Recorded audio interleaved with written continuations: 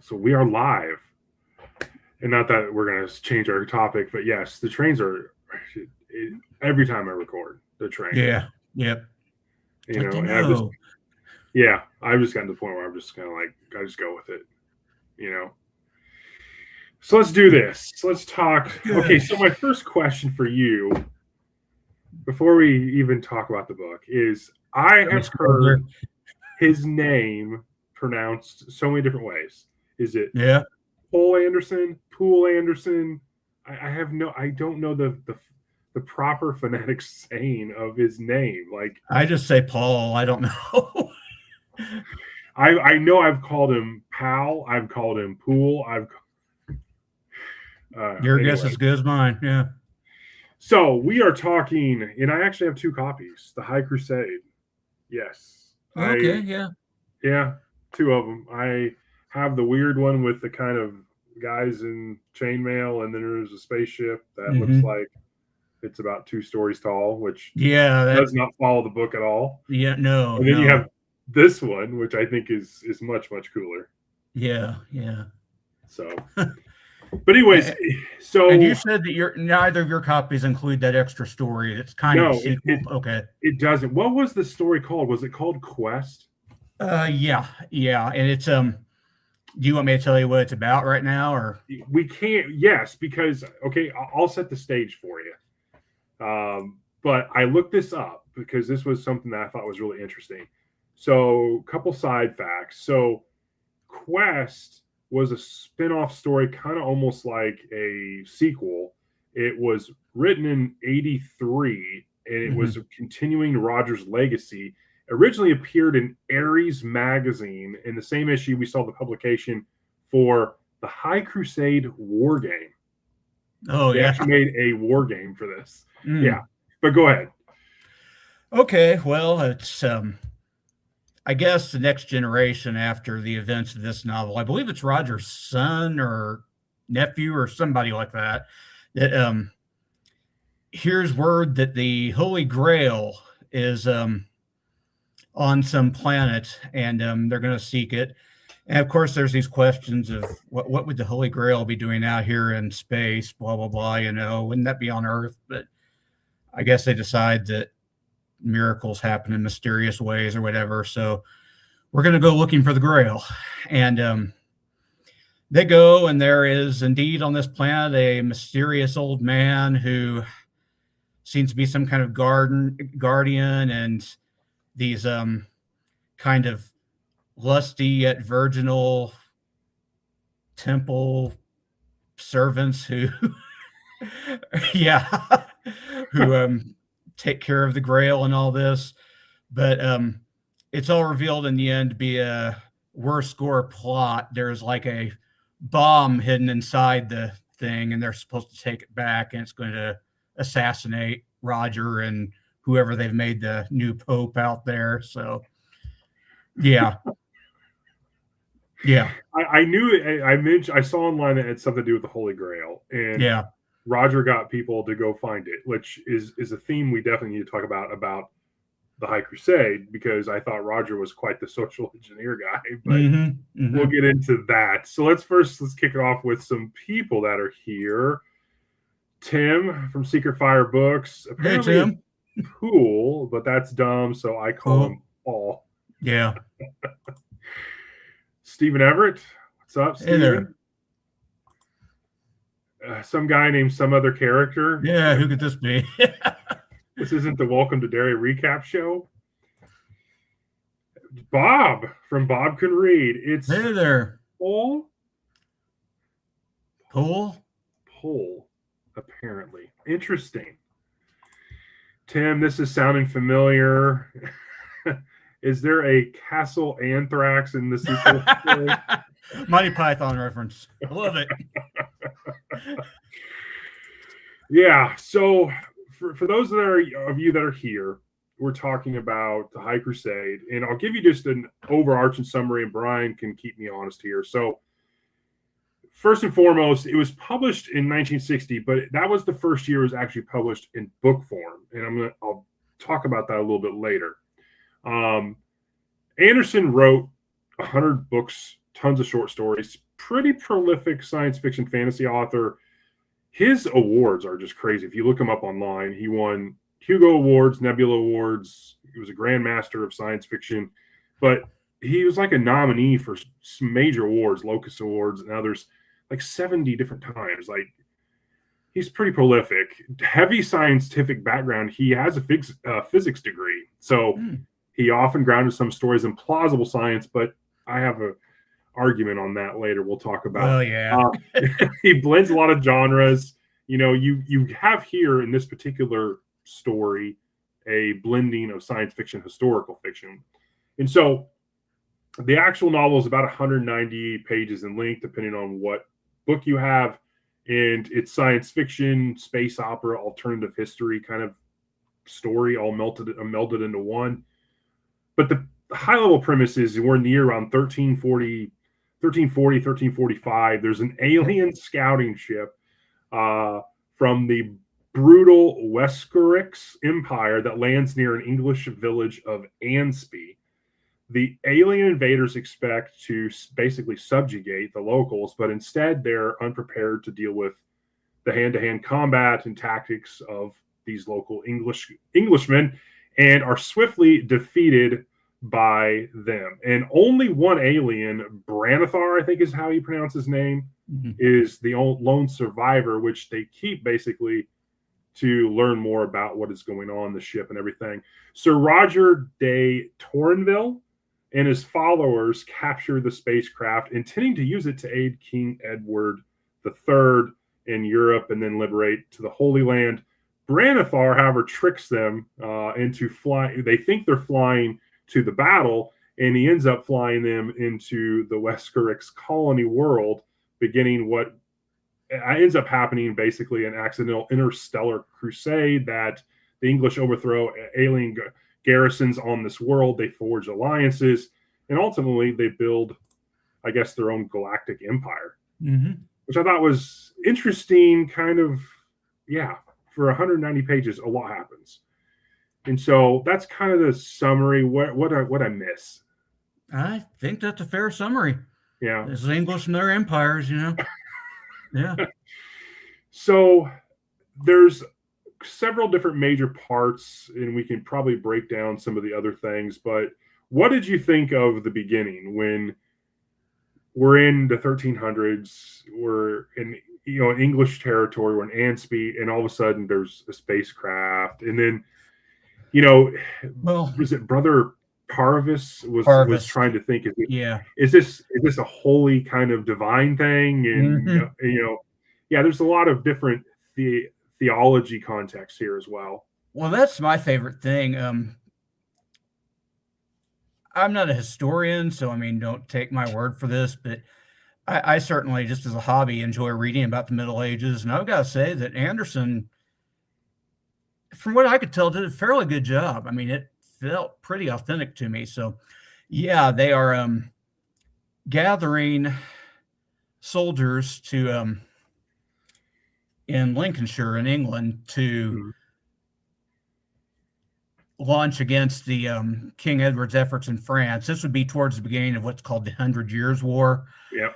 But as they're doing that, and of course there's all kinds of carousing, and I think they talked about how there's only been 2 houses burned in town so far, so it hasn't gotten too crazy yet. But this ship comes down from the sky, and of course people are wondering, is this something demonic? Is this a trick of the French somehow? Yeah, Brother Parvis is saying, fear not, good people. If it's magic, magic can't harm good Christian people. And someone says, but I'm not a good Christian, and they all start screaming. Very Monty Python again. Yeah, I was thinking that too. Yeah, and but yeah, they are viewing this very much through a medieval lens, and they go up there, and they the worst score, of course, they just are used to subjugating by force. There are no words wasted. They just make with the ray gun, and the archers. Which did you think that was interesting? That because there was one guy that comes out, they had people like behind him, and they had these ray guns or whatever you want to call them. Yeah, I guess they're used to just toasting somebody and everyone falling in line from there. But yeah, the archers return in kind, and Sir Roger says, "See, they can be slain," and he says, "Hurrah for Merry England and for St. George," or whatever. They all just charge into the ship and slaughter everybody. Guess they're not used to being resisted. So. Yeah. A couple other people joined. Trav from Books, Builds, and More. Hey, Trav. I think it's Lonesome Dove, the next cow drive with Brian being broken in because he hasn't read Lonesome Dove yet. Yeah, I've got to do that, don't I? Yeah. Tim says, what are you talking about? It's totally plausible to launch a nuke with a medieval catapult. Oh, we haven't gotten to that yet. That was great. Bing Lamb, howdy guys. I've got my coffee, so I'll sit back and get educated. Tim, hey Kevin, you know who loves this book? I'm going to say Jake. And later, it was Jake. Scott, I gave Brian all the cliff notes we took. He should be able to take it. Hey, is this the Handsome Man's Club? How do I apply and what's the application fee? Yeah, we'll go with that. Yeah, it is the Handsome Man's Club. Unfortunately, you don't make the cut, Jay. And then Pat. Hello, friends. Just stopping by for a few minutes. Yeah. Welcome, Pat. So I was blown away. Like they come out with ray guns and these guys with arrows and pikes and everything. They just overpower them. And I thought that was just hilarious, but it works. It works. And then, so they keep Branithar, and Sir Roger is all about we got to use the ship. We've got this great piece of technology that they know nothing about. They didn't even, and they're going to force him, to drive it over, to the war. And so they can help, and kind of come in and save the day type thing. Yeah. And and Branithar sets the autopilot and it's like psych, and they go interstellar. I was going to say, Sir Roger is very interesting because he's kind of from an out of the way barony. He's kind of looked at as uncouth. He's kind of married above his station, so to speak, but he's very cunning. He's always figuring the angles, and he's always got the next step figured. He's an interesting character, but he eyes this ship and thinks, we can make use of this. Let's figure out how their weapons work. We can, subjugate the French and then take the Holy Land back. But unfortunately, they end up on the way to a distant planet instead. So. So everyone in the comments is they're just loving, patting each other on the back here, and Miss Pat's obviously a rock star, and Bob, I'm glad to see him here. I haven't talked to Bob in a long time, so it's glad to see people.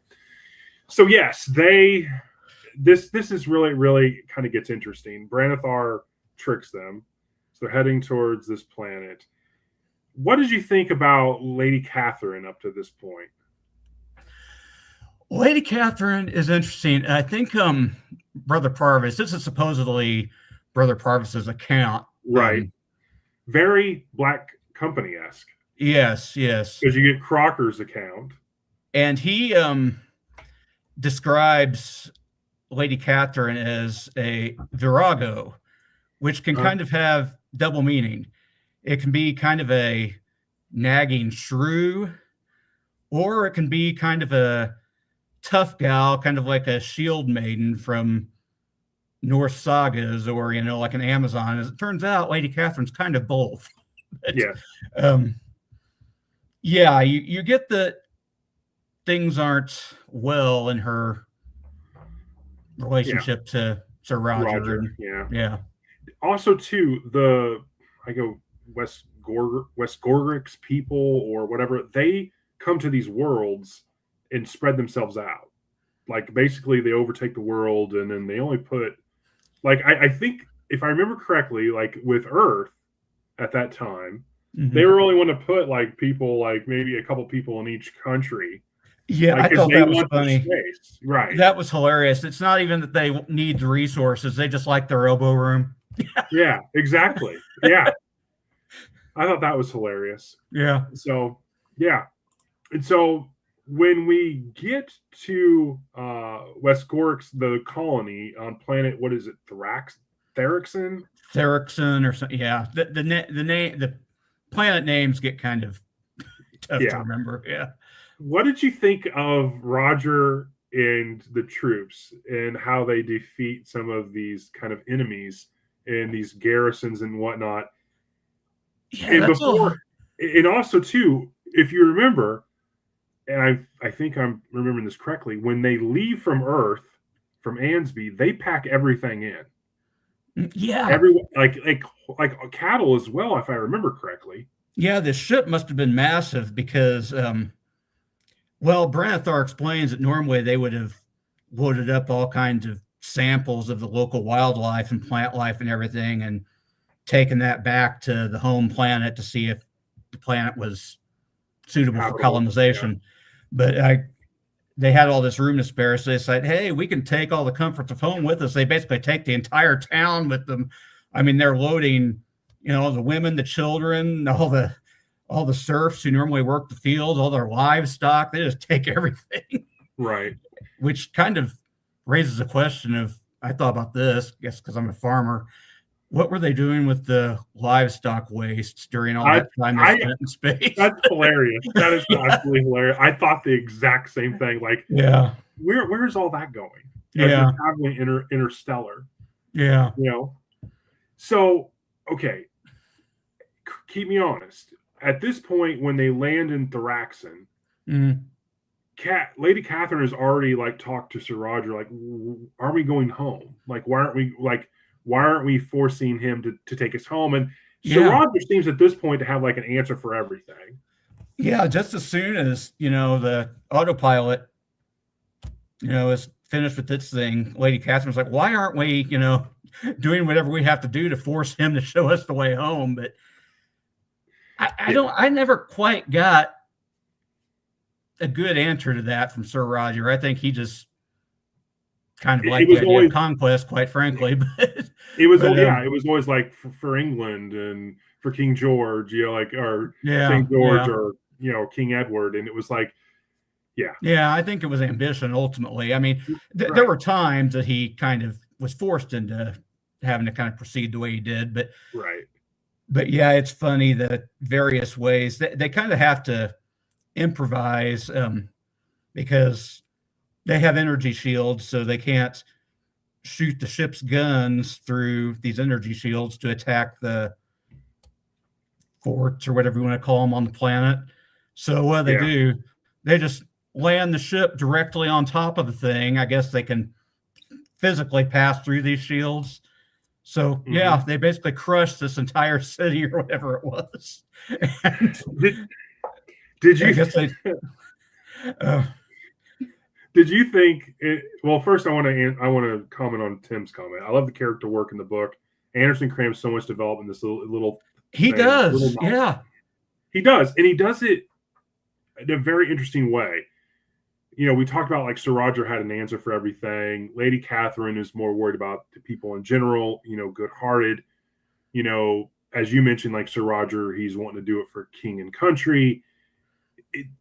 And you know, you have some other characters that we'll talk about that have ulterior motives here, but it's really interesting. You get a lot of good and evil, and it's all kind of almost plot driven. You learn these things. So I thought was really, really cool. I really appreciated that. So you mentioned something else that jogged my memory. So when as they land on this place to take it over, you know, like they figured out how to use this alien technology really quick. Yeah, they went from fires, arrows to ray guns, and well, I mean, I don't buy it entirely, of course, but Poul Anderson makes an interesting point that just the skill involved with the things these medieval peasants had to do every day just to survive, learning to operate this technology was child's play to them. They might not have understood how it worked, but yeah, the actual operating of it, that was nothing compared to, you know, having to weave and, you know, do all these other things they had to do every day. Just right. Yeah. What's up, Kevin? That is Maniac Cops Nightstick is Kevin, and yes, what's going on? Tim says might makes right for God Yeah. and humanity. Yeah, so they get their first kind of conquests, and they start defeating forces, and they're using tactics that basically that the aliens aren't really prepared to counter, which Yeah. was interesting. Like they had Go ahead. Yeah. You're fine. I was gonna say, like, it was interesting to me as a reader because these primitive people in a completely different scenario, now they have military tactics that outmaneuver this high-tech clan and galactic empire. It was really interesting. Yeah. Well, and he, argues that, okay, these Worskoric, where are they, the Worskorics empire, they've let, the art of ground combat completely atrophy. They're not used to doing that. They fight from the air with their, ray guns or whatever. So they're not used to dealing with cavalry or hand-to-hand combat on the ground. They just don't know how to deal with that, and something as simple as, them digging a line of trenches to, create almost like create these little pitfall and moat. Yeah, they're like not used to doing something like that. It's like which that kind of strains some credibility for me, but it's fun to think about. One thing that also jogged my memory too, keep me honest, did you remember the part where it kind of subtly touched on the spaceship's technology? Was it like almost like fusion drive, like it mentioned destroying atoms or something? It was, that would be fission, but yeah, it was nuclear. Yeah. I thought that was the case. So they're the first person they talked to, it was a character on, it was he wasn't, they had a different name for him. He wasn't like a general or the general manager of the planet, but his name was started with an H. Oh yeah, Agura or something. They meet with him. And Sir Roger, basically, the way he talks to him and kind of like, we're not gonna do that. Like, like he completely sets him up. Like, it was interesting.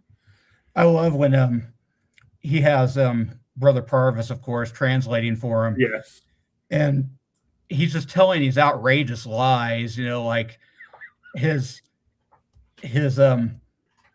barony, his small barony spans 3 planets, and he personally took Constantinople, and he once exercised the right of first night for 200 young ladies, which I don't know if you're familiar with the right of first night, but yes, I am. Okay, yeah. 201 night, supposedly. Yeah.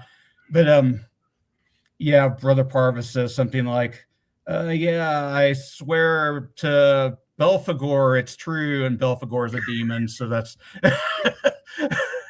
So what's up, Pete? Hey, Pete. Haruga. Yes, thank you. Yes, thank you, Kevin. So when he's talking to Haruga, and when, as you explained, just embellishing everything, not to get political, but I immediately thought of Trump. Yeah. I mean, he was like, I'm in the right, everything, not to even like turn the tables on this conversation, but that it kind of caught me. Like, I was like, that's hilarious. I've done more than any president. Yes. Yeah. So, okay. So they start having these battles. There's Haruga is the one that threatens to send something to their home or their kind of HQ planet. Mm-hmm. And so there's that kind of looming over the tension. Like, so Sir Roger and his troops, as they continue kind of just having their way on the planet with these various kind of garrison areas, they kind of split forces. They send, what was the young guy's name? Sir Owain Montabell. Yeah. He's got a infatuation with Lady Catherine. And it was pretty evident. And so Yeah. I thought that was an interesting kind of plot thread. You know, you have amongst the tension of when Haruga gets word to the HQ, they're going to send all their forces, and you know they're not going to know what to do. And you have this kind of love affair, kind of thing Yeah. going on. Lady Catherine at first seems like she's a little naive about it. I don't Well, know. Lady Catherine had come from, I believe it was Westminster. Yes, So she had kind of grown up around that whole courtly atmosphere. And then with Sir Roger, she'd kind of gone out to the sticks. And that was an adjustment for her. And Sir Owen was more familiar with that kind of courtly type of comportment that she had grown up with. So she was kind of drawn to that, I think, more than anything. But oh, here we go. yeah. That was in relation to my yeah. Let's get political. My slogan is I'm with her Uga. Oh, so yeah, a lot of great people in here. Yeah, it's good to see you all. Yeah. So at this point, I think we get to the part in the story where people are like, okay, are we ever going to go back? You know, are we? And Sir Roger is wanting to basically build his own little empire. Yeah. And Sir Roger, I mean, a lot of his men several times would get to that point where, you know, what are we doing here? What's going on? And he would always seem to be able to give a speech that would get them rah-rahing to do this again. And one of my favorites was there was concern that, you know, they brought mostly fighting men with them, so, you know, there aren't enough women. Right. And that was told. I kind of chuckled at that. They decide that some of these humanoid aliens are close enough, but they talk about how there are still ongoing debates about the Levitical prescription, which Book of Leviticus, I guess they're arguing over whether it was bestiality or not, basically, for these soldiers to be getting with these alien women. But I guess they got pragmatic about it because evidently it became a thing and everybody was happy again. So. Oh man. Tim says, don't forget he's a bard. Bards always try to get the girl. This is true. Yes, he has the harp and he's always. Brett from the Beast reads, make medieval great again. What's up, Brett? Wait, is this a spoiler review? Well, yes. We're not going to be here for an hour telling jokes, but yeah, I thought it was at that point we had some interesting plot threads. You know, we had the tension about the rest of the Warscorix people coming and just obliterating them. You had an inter-love kind of thing going on. You had the whole there's not enough women, and yeah. And then people were starting to question, like, what are we doing? Like, what's the plan here? And like you said, Sir Roger has an answer pretty much for everything. You know, so then I think at one point we have there's another battle, kind of a little skirmish. We win. And then Sir Roger's next kind of thing was he goes out to recruit others. Yes. Because so that was interesting. You know, he's coming kind of like Palpatine here. Well, there are a lot of, you know, if you want to call them people or species or whatever, living under this empire that aren't particularly happy about the situation. So he figures they're ripe to be recruited. And yeah, I thought that was interesting. Yeah. So then basically Roger ultimately he takes over the Westeros Empire and kind of forms his own new regime towards the end of the story under basically his own kind of rule. I don't think he's technically taken over at the end, but they're well on their way. I mean, you get Right. the impression it's become inevitable. Yeah. I thought his bargaining skills were very interesting because he Yeah. was able to, with other like species and races, like he was able to show them, okay, what's in it for you. He was quite the politician and right. I thought he was very and, good at that. yeah. And so that ends up happening. Then we kind of come back to that whole plot thread with Lady Catherine and Montebelle. And that ends up, we get Montebelle has his own ulterior motive, which ends up, he starts social engineering Lady Catherine, the children, and the next thing you know, Sir Roger gets spread a little thin with everything he has going on, and he has to come in, and we finally get some more action towards the end of that.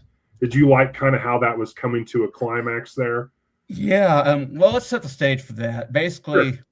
Roger's been off, doing his thing, trying to solidify this alliance, and he's just been gone. And Catherine has basically had to run things back on what's called Theraxon or Therax or whatever it is.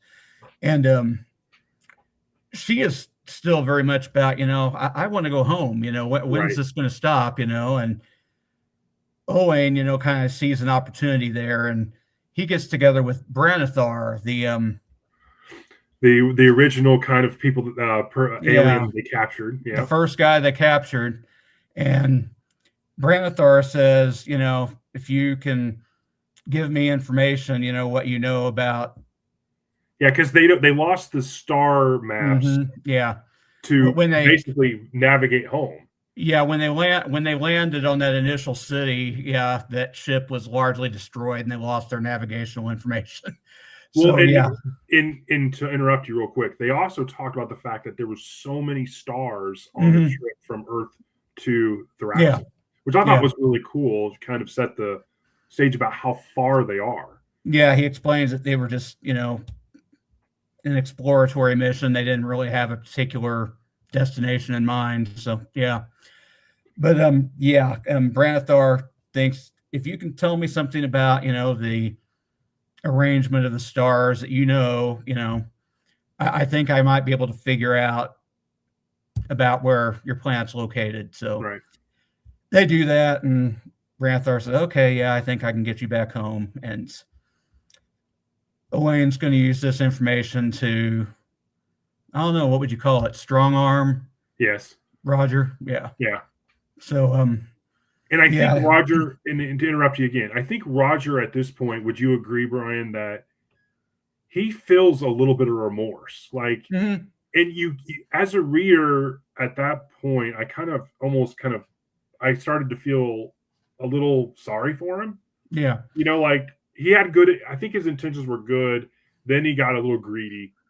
And then it was like he kept being greedy, putting, his ambitions. And it's a little bit of a cliche. It's kind of like The Godfather or something. He's gaining the galaxy or whatever you would say in this case, and losing his family essentially. Sure. His wife kind of resents him, and he never sees his children anymore. And then Owain hits him with this thing, your wife is allied with me, and we've got the way home, and if you don't play ball with us, we're going to tell everybody. He's been negotiating on the foundation of these ridiculous lies about where he's from and what kind of authority he commands and all this. And Owain is threatening to reveal all that, tell everybody who he really is. And they're revealing it to the species and races that he has brought to basically his mantle. And that's most likely will shatter the alliance if they're So he's strong arming Roger, and Roger agrees to go meet with them. So you want to kind of take it from there, or? Yeah, and so Roger takes obviously Brother Parvis with him, and so the meeting I think is interesting because basically, I think up until that point, Sir Roger kind of knew that Owen had a thing for Lady Catherine. But at this point, we realized that that was kind of like window shopping. It was the real intent was Owen wants the power back at home, Yeah. feels more comfortable at home, wants, to basically have his own place. He promises Sir Roger kind of his own kind of spread or whatever, and his own kind of thing if he goes along with this. And yeah. But you get the vibe that Lady Catherine was more of a means to an end for him. Yes. More than, yeah. And that basically Montebello used her to kind of set this whole thing up. And so, yeah, then there's the whole, they get Tuffle and there's a fight, and it's very interesting. And so I really liked that part. I think it really kind of gave it a great kind of climax to the story. Even Brother Parvis is getting on. He's whipping people with his rosary and everything. Yeah. I honestly, and I have some questions for you towards the end here, but Brother Parvis was an interesting, I really liked him as a character in the story. Oh, yeah. He was one of those characters that had more weight to him than what you would think as a reader when you're reading him. So I really like that. So, but anyways, so what did you think from this point on? What did you think about the rest of the ending? Well, of course, Lady Catherine realizes, she's been had, and after the fight begins, Sir Owen takes off, and Sir Roger's kind of like, what the hell, and she kind of lays the thing out, I felt abandoned by you, all I wanted was you all this time, I didn't want empires, I didn't want this. So he says, yeah, I screwed up. I've been chasing all these things when, everything I wanted was right here. Kind of a cliche, but yeah, they go first to make sure their children are okay. And the children are actually rather aggressive themselves. Turns out they've defended themselves quite well, and they start talking about their Norman blood. Norman blood will always tell. So yeah, and then I guess what was it? Owen makes it to the cockpits, and and he kind of tries to bar himself in there. And, and then Parvis and Roger kind of make their way in there, and then that's when basically Sir Roger and they basically overthrow him. Parvis stops. The guys in the cockpit say, "Okay, we're willing to talk to you," and Parvis stops Roger and says, "Let me go in there first." And turns out there's treachery because they both just nail Parvis in the head with whatever weapons they had, and he got knocked out. So then, Roger is able to go in there, and he dispenses with one of them, and then I guess Lady Catherine comes in and shoots Owen. So but she also shoots. He's holding the navigational information out in front of him like a shield, and she shoots that first. So symbolically, she doesn't even care about getting back to Earth anymore. So she just wants Sir Roger and the family. Yeah. So then we get an epilogue. It's a really quick epilogue, and so the epilogue. This is where I'm interested in your thoughts. So we get this epilogue, and basically the epilogue is 1,000 years in the future, roughly, and they're at Earth. They being some folks. One of them was a religious gentleman, and so they're at Earth, and I'm assuming they're there to do what they have wanted to do the first time, which was take over Earth. And so I thought that was interesting because. No, I thought what had happened was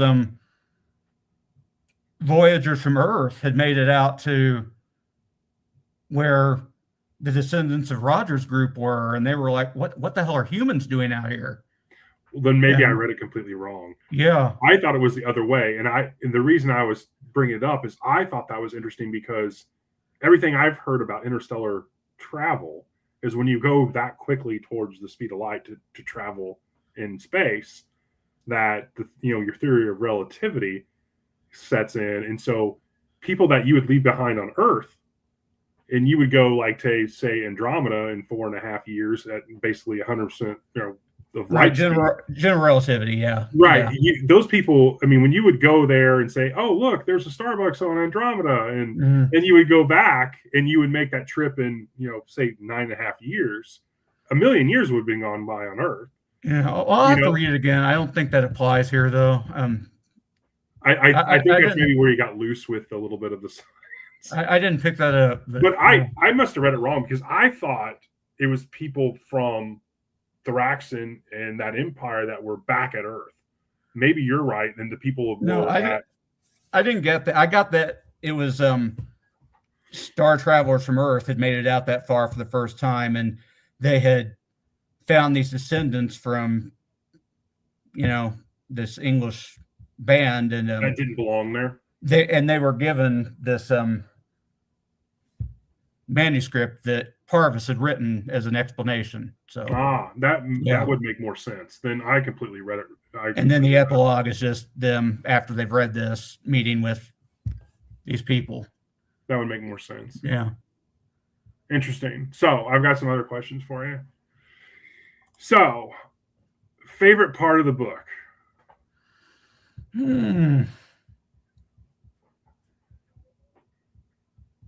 Good question. Probably actually the stuff when they're first getting on the ship and they're having to learn to communicate with Branithar and they think he's a demon, just all that stuff, all that kind of comedy of errors type clash of culture stuff I thought was hilarious, I guess. Yeah. I thought the part a little before that, when the ship comes to, we're in the 1300s, we're in England, and the ship's there, and everyone's like, what is this? I thought that was interesting. Yeah. Like a first contact kind of scene kind of thing. It's like such a huge contrast in technology and just kind of, I thought that was interesting. Yeah. Yeah. So who was your favorite character?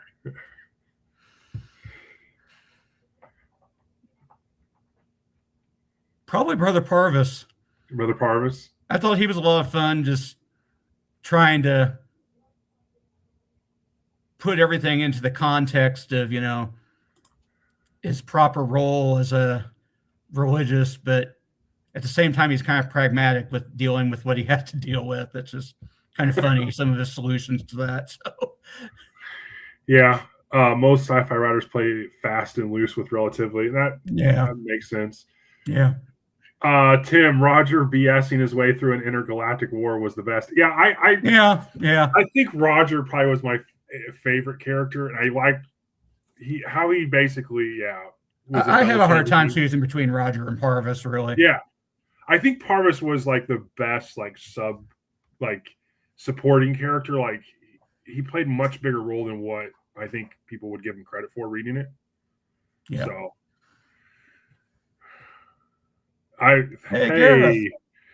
This book was really a lot of fun. It is great. So, let me get Gareth's question. Gareth, did you get the impression that Anderson might have drawn a little bit of inspiration for Lady Catherine from Catherine of Aragon?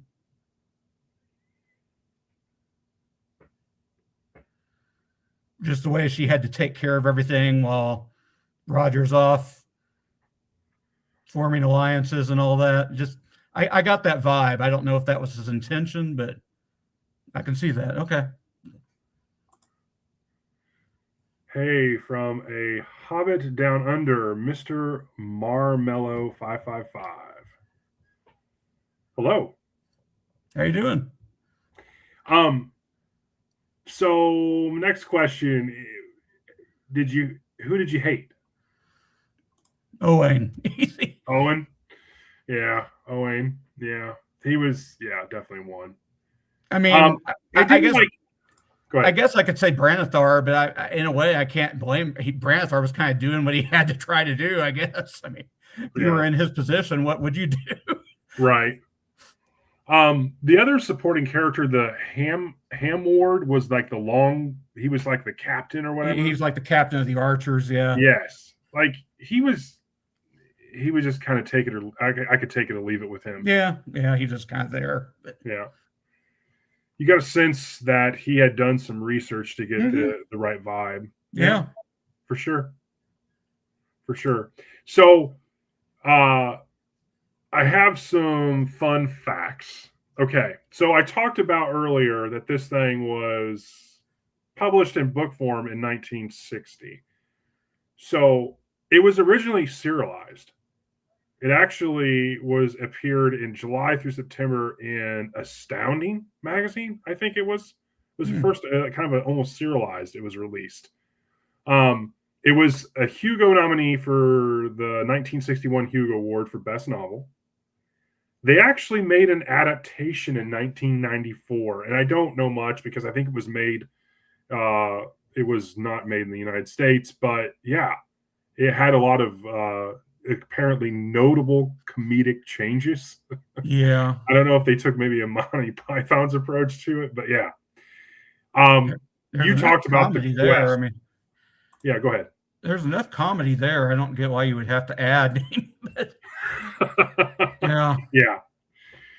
You talked about the quest, which was a kind of like almost a sequel story, but that actually originally appeared in Ares magazine, which was the same issue that we kind of saw the launch of the High Crusade war game.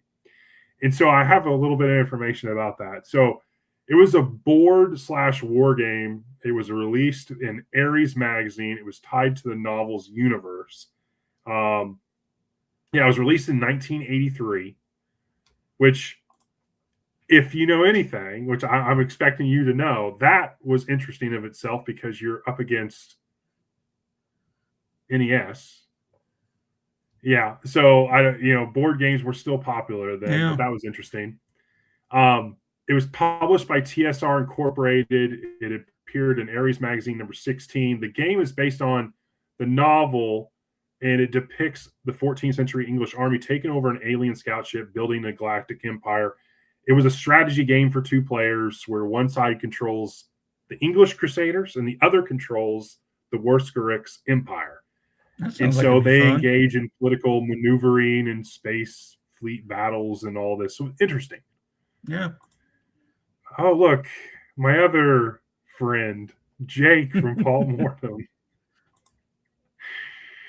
My summoning spell worked.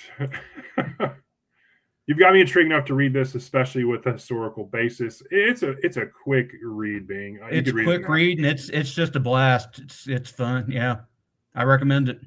Yeah. Yes, definitely Catherine influence. Good. Interesting. Yeah, I thought it was definitely a funny book, intentionally funny, of course. Oh yeah, definitely. For sure. I'll give you $5 if you pull that hat down for the rest.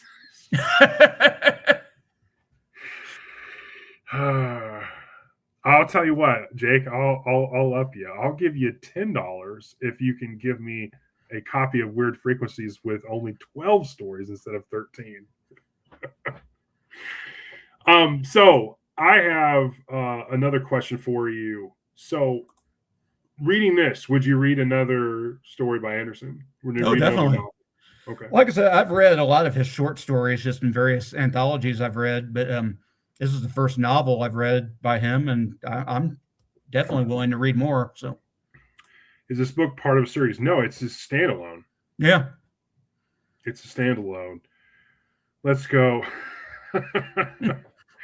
Everyone's got to get on the Jake bandwagon. Yeah, I definitely like Anderson. I've read several short stories. I think his writing's really, really good. I really enjoy it. I was a huge fan of his Broken Sword. I think it is underrated in terms of a fantasy book. So that's definitely a huge recommendation. Garrett's Anderson books are quite easy to find in secondhand Yeah. shops over here. Same here. I don't know, Brian, how your access is to use shops, but I can go 30 minutes in multiple directions and I can find Anderson's books everywhere. Oh, I live on the edge of a swamp, literally, so I have to rely on Kindle. So, okay, now that we talked about the High Crusade, so what's next for the Crusty Codex? Well, I am reading the Histories of Herodotus currently, which is surprisingly fun, actually. And then I'm going to be reading a book about, what's this book about? He's such a comedian. And then I'm going to be reading a nonfiction book about cosmology with Brandy from the Booklectic channel, if you're familiar with her. And then I've got to figure out what my next fictional read is going to be. I haven't quite settled on one yet, but yeah, nice.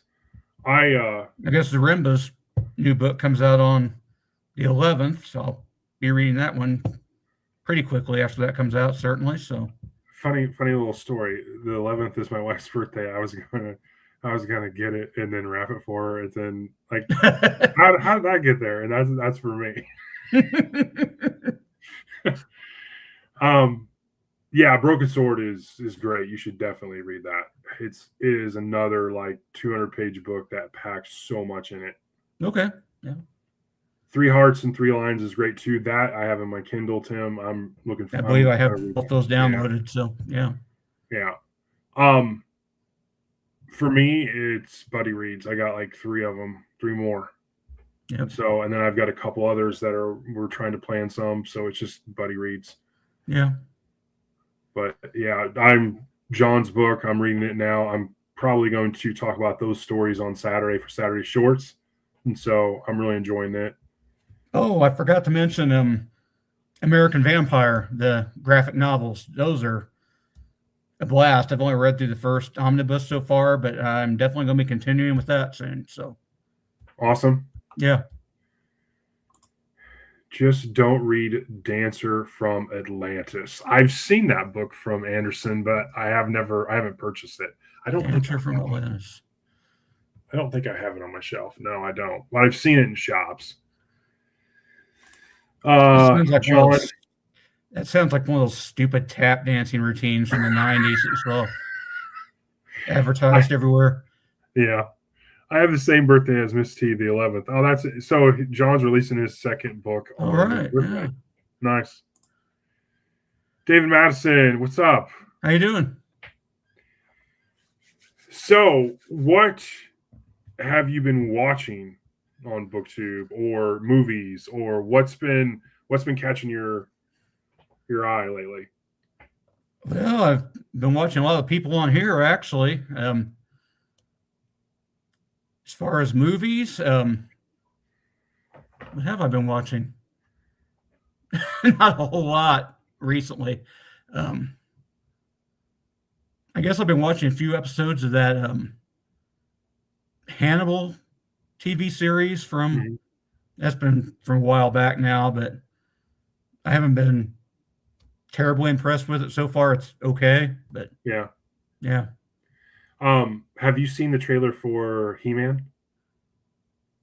No, is there a new one coming out? Yeah, I think it just the first kind of trailer launched, but yeah, it looks pretty good.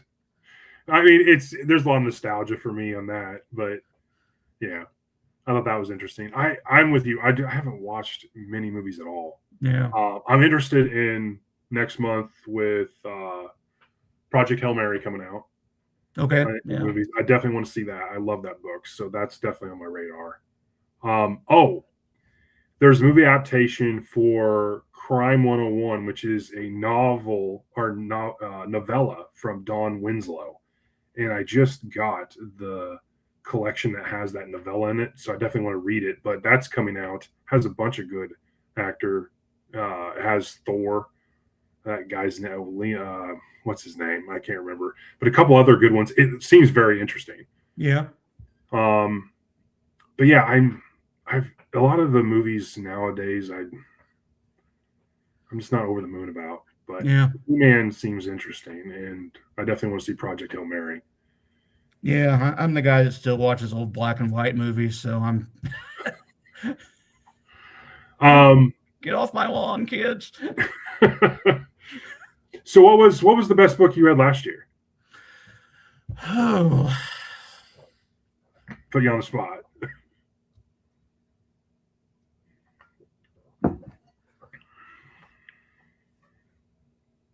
hmm. Oh, my favorite was probably Evolution by Stephen Baxter Okay. as science fiction. But Okay. it basically just starts with this little fuzzy mammal lives around the time of the extinction of the dinosaurs and follows its descendants all the way until we're approaching the end of life on Earth. So you kind of get this whole epic story arc. I enjoy that kind of thing. I don't know. Interesting. Yeah. Trav's still on the fence about watching Project Hail Mary because the book was so good. I know the feeling. You don't want the movie to ruin your, what you remember about the book. Bob, my wife loves Hannibal. I prefer the creator's older series, Pushing Daisies. I've never heard of that. I haven't either. Tim, I'm not sure about the He-Man movie. I don't have much faith in modern Hollywood. Yeah, that's the one thing. Like, it kind of goes hand in hand with what Trav said earlier. Like, you have such high hopes for these things, and sometimes they just fall so flat. And I don't, like, they just can't do they just can't make an adaptation of some stories in a way that does it justice. I don't know about you, but I was always more about Skeletor anyway. I mean, Yeah, I mean, I had the guy was a villain and just loved it. Yeah. I had the figurines. I love playing with those things, man. A lot of the new ones are not that great. Older ones are better. Need to read that one still. I'm still waiting for a Conan movie that actually managed to be faithful to the pulps. Yeah. I saw that they had, I don't know, I think it was the second one on Netflix the other day as I was perusing Netflix. Probably going to have a lot of politically correct issues with that nowadays. Pushing Daisies is great. 2 seasons, I think. That may be one you might want to check out. Yeah, I might have to. Yeah. Scott has spoken. Yeah. I'm surprised they got Jared Leto to play Skeletor. Rest of the casting is interesting. Yeah. He plays a lot of great evil, characters. Skeletor was killer. So I finished Dresden Files this morning. Book 18. Oh, yeah? Incredible. And absolutely incredible. I don't know if it was just because I've waited a while for the next book, but it really does a good job continuing the series, tying up loose ends on some of the story from the previous book, which is so monumental. I didn't know how he was going to further on everything and deal with some of that. It does a really, really good job. It's incredible. Now, you've sold that series so many times. I'm going to have to try it. I know. I'm going to have to really, really do a good job doing my review because I could just go off on a tangent talking about it. But yeah. Last year for me, probably, there's so many good ones I read. Count of Monte Cristo was good. There was, there was just so many. I don't know if I can name just one. I mean, I did my top list, but I mean, there's so many you could put up there. You can interchange the top 3 or 4.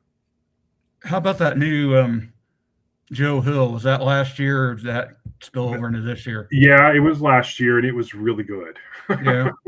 Pat just read that and loved it. King Sorrow was great. It seems like everybody loves that one. It was good. I don't think I've heard a bad review about it yet. Yeah, it was really good. I think the only thing people may be turned off by was, and let me explain it, but there was a lot of nods to Stephen King's multiverse. And a lot of people assume that Joe will take over the mantle when King dies in some manner of fact, way. But there's a lot, and that may turn people off. I thought it was great. I was looking for him, and so it makes me even more curious about it. So in the story alone, though, when you take that away, the story alone was fantastic. The characters, I was engrossed the whole time.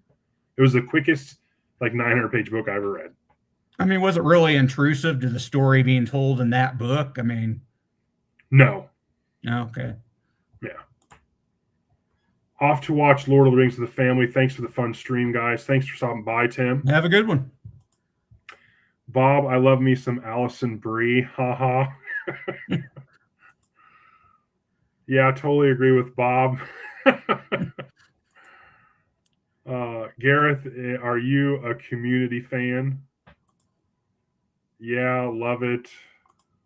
Project Hail Mary was my favorite book of 2025. That's not a surprise. My guy. Yeah. King is dying, ? Well, no, but I'm just saying. Yeah. I read Project Hail Mary last year too and loved it. It's a fantastic book. So, as we mentioned earlier, you survived the storm. Our severe weather alert is over. I think it's at noonish tomorrow. But that's just for temperatures and blowing and wind chill. Yeah. But snow's done. I'm pretty sure we got somewhere around 6 to 8 inches. Yeah. So I haven't listened to the weather report, but looking out the window, I mean, it's not doing anything. So I liked your updates. Yeah. Your I thought that was cool. So final thoughts on this book. Anybody out there hasn't read it yet, if you like science fiction, if you like historical fiction, most of all, if you can appreciate someone who actually can write with a little discipline and economy, I think that was my favorite aspect of it. I highly recommend it. Very worth it. I agree. Like I mentioned to you earlier, there's something about that writing style that back then that just works. You don't need 100 pages of world building to kind of get into those. No, I didn't feel a bit deprived, and I lost him. I lost him. He went away. I guess that was all he had to say. I'm sure he'll jump back on here. What I was saying was that writing style seems to work with me very, very well. That old science fiction writing style, the very economical paced, it's very plot driven, character development through plot. Everything was that kind of style really works for me. I see it in Ed McBain. I see it in some of the hard case crime books, the crime noir stuff. I think it all works really, really well. Did you guys talk about Tau Zero? I like that too a lot.